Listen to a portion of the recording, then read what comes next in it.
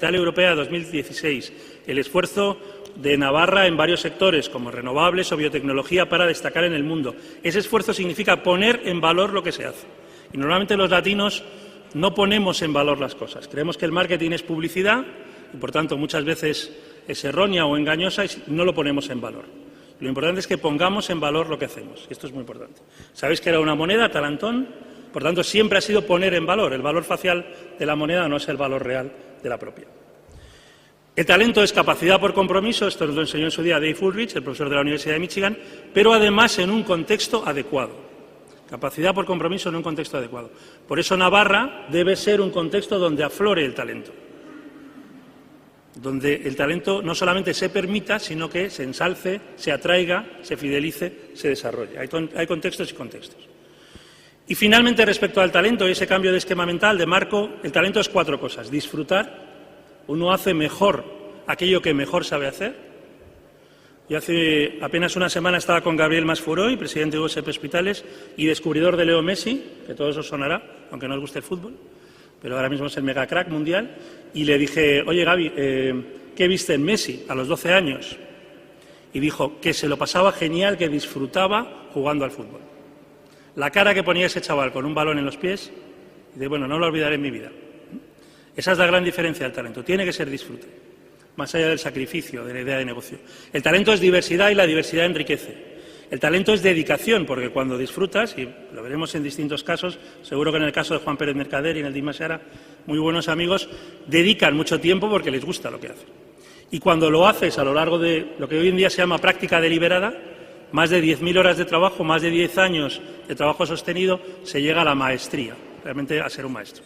Por tanto, a dominar lo que uno hace. Disfrute, diversidad, dedicación y dominio, las 4 Ds del talento. ¿Qué es ser creativo? El problema con el talento, igual que con el liderazgo y con la creatividad, es mitificarlo. Tendemos a pensar que para ser creativo hay que hacer una idea genial. No, la creatividad es inquietud, la creatividad es esfuerzo, la creatividad es husmear oportunidades. Y quería poneros 2 ejemplos muy rápidos. Uno, Charles Darwin, del que se cumplen mañana, día 12, los 200 años del nacimiento.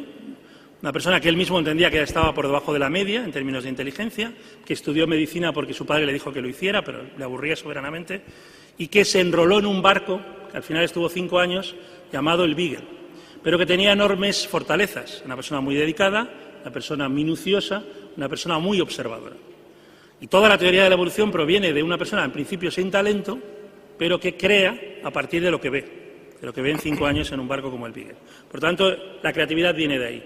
Otra es de una película reciente basada en una obra de teatro de Peter Morgan, que a lo mejor algunos habéis visto, Frost contra Nixon. David Frost todavía es un periodista, una especie de Ana Rosa Quintana o Susana Griso, que se dedica al entretenimiento y que 3 años después de que Richard Nixon dimita como presidente de los Estados Unidos, dimite en el 74, en el 77 ve posibilidades de hacer una larga entrevista que se ha convertido en uno de los programas más vistos de la historia de la televisión. Se jugó el todo por el todo. Una entrevista de $600.000. Al principio tuvo que poner él el dinero, pero dijo, ¿por qué no voy más allá de mis límites naturales y me atrevo a hacer cosas? Eso es talento creativo. Por tanto, tenemos que reconfigurar nuestra idea de talento, tenemos que hacer lo mismo respecto a la creatividad. Mañana escucharéis a Richard Florida, padre del concepto de clase creativa.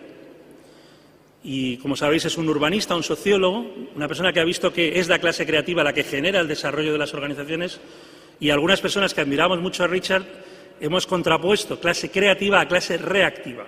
En la formulación inicial del profesor Florida, unas clases, unos oficios eran de manera natural creativa, otros eran de manera natural reactiva.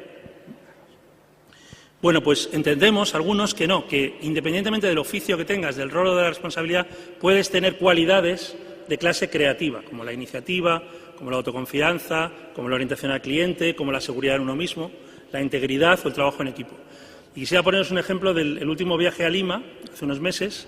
Me recogió un conductor, un chofer, como dicen ellos, y al día siguiente me recogió en el hotel. Había llevado el típico papelito para recogerme en el aeropuerto y me dice, señor Cubeiro, qué interesante lo que usted hace en Perú. Y yo dije, no sé si me van a secuestrar, porque claro, estas cosas. Pero en Perú no secuestran demasiado en estos momentos. Y dije, ¿por qué? Y dijo, no, porque ayer, después de dejarle en el hotel, fui a casa, mi hija estaba con la computadora, entré en Google, me dijo, entré en Google y vi quién era usted, y vi su historial, y leí algún artículo. Perú está creciendo al 10,1% del PIB en estos momentos. Un país que un conductor tiene la inquietud, cuando recoge a alguien, de saber quién es, de saber qué ha hecho y de entablar un cierto diálogo, una cierta conversación, es talento. Es talento creativo, es clase creativa. Y ya demuestra mucho, ¿no? Demuestra en ese sentido. Hoy en día las empresas, para ir a lo práctico, deberían ir más allá del balance de la cuenta de resultados y el estado de origen y aplicación de fondos. No tiene demasiado futuro una compañía, en términos creativos, en términos de desarrollo, que no analice su cultura actual y deseada, que no analice el clima laboral, que es el 44% de los resultados de negocio, que no analice la calidad directiva, donde tenemos un déficit como país. Como sabéis, somos el 26º país del mundo, según Davos, para la 8ª economía del mundo.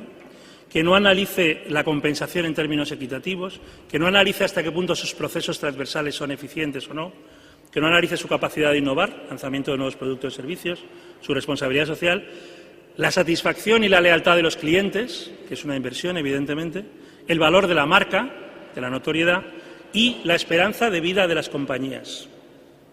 Porque de lo que se trata no es de ganar dinero, es de sobrevivir. Y en el año 82, la esperanza de vida de las compañías era 43 años, cuando Peters y Waterman escribían In Search of Excellence, en busca de la excelencia.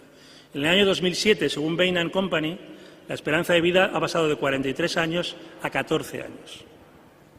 En años de bonanza, de crecimiento sostenido, etcétera, hemos pasado de 43 a 14 años. Por tanto, algo hay que hacer para que nuestras organizaciones sobrevivan. Y, finalmente, más allá de talento, creatividad, desarrollo, está el concepto de felicidad. En estos momentos, Juan me decía que le toca ir mucho a Harvard. El profesor más popular de Harvard, con clases de 800 alumnos, es Tal Ben-Shahar, de origen judío, de origen israelí, que da el curso de la felicidad, happiness.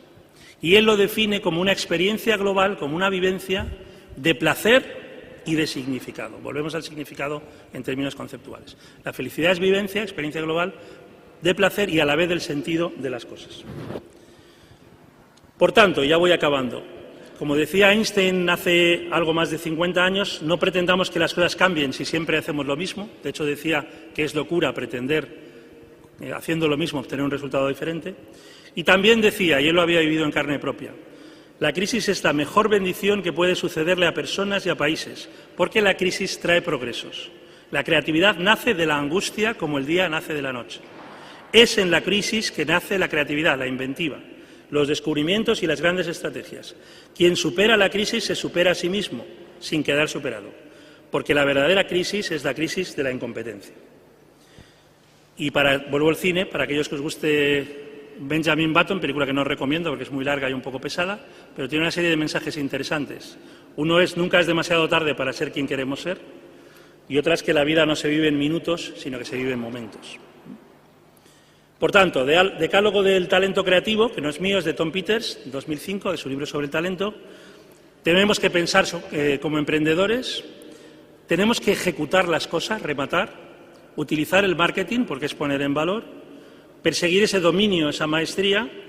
Todo tiene ambigüedad, todo tiene pros y contras, todo tiene fortalezas y oportunidades de mejora, no caer en la euforia ni en la disforia, aprovechar el sentido del humor, confiar en la tecnología, muy importante, postrarnos ante el joven, dice Tom, y lo que quiere decir es, una persona es joven cuando tiene más sueños que añoranzas, tiene más proyecto que pasado, alimentar la red y cultivar la pasión por la renovación. La pasión, que es un término muy importante.